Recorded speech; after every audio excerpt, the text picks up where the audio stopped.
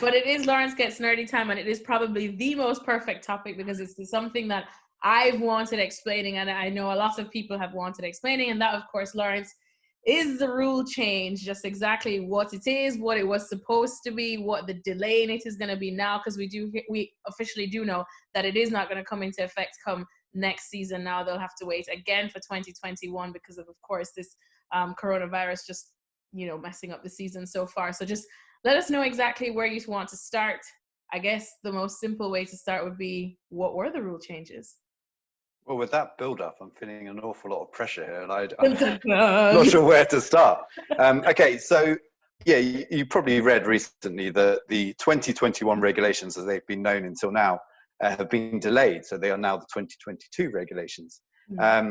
That's quite a big deal in Formula One because those regulations were designed essentially to tear up the rule book a little bit. We've got these cars at the moment that aren't that easy to race with.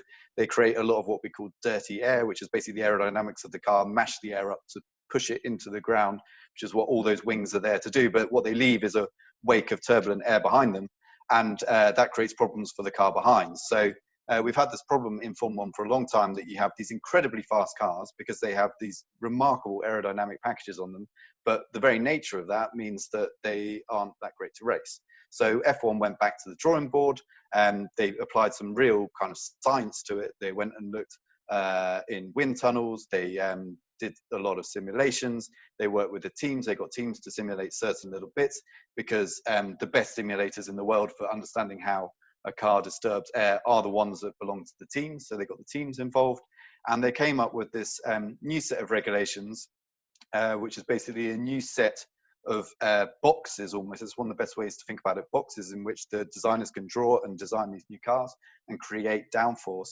But the limitations of those boxes means that there's no way to create, or you can't create quite the same amount of turbulent air that you used to be able to, and it was all pushed up and over the car following rather than going straight into it as we have now. So there was a huge amount of work. This was really the big project of Liberty Media, which took over Formula One at the start of 2017 to try and turn this sport that they had purchased into what they wanted to call the greatest racing spectacle on earth and all this kind of stuff. So they were really pushing for that.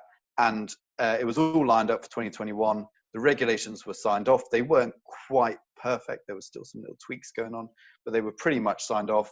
And then obviously the events of the last month or so happened, and they've decided that they're going to postpone it by a whole year.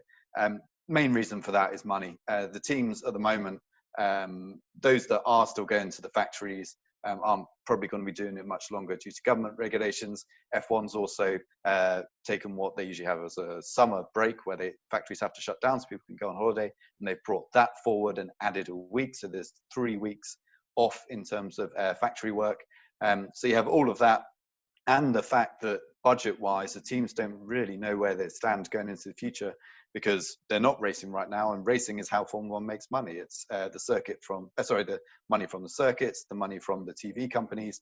And if we have a championship of say 8 races, like we were talking about earlier, that's not going to generate the same amount of money as a championship of 22.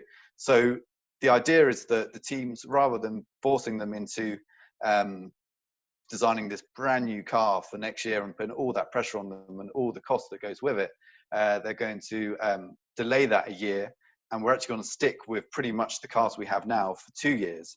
The plan, as far as I know at the moment, is still to have 2 separate championships, so it's not going to be one big long championship, although some people have been talking about that. But the idea is that you keep the same car, and in doing that you save a huge amount of money that would go into developing it.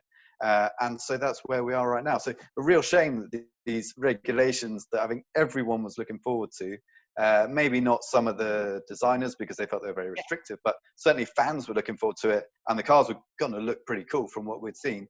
All of that is delayed another year, but in the current climate, these kind of things aren't really the biggest concern for Formula One or the rest of the world. But that's what's happened. So at the moment we're hopefully going racing at the end of this year, but then we're keeping the same chassis going into the following year.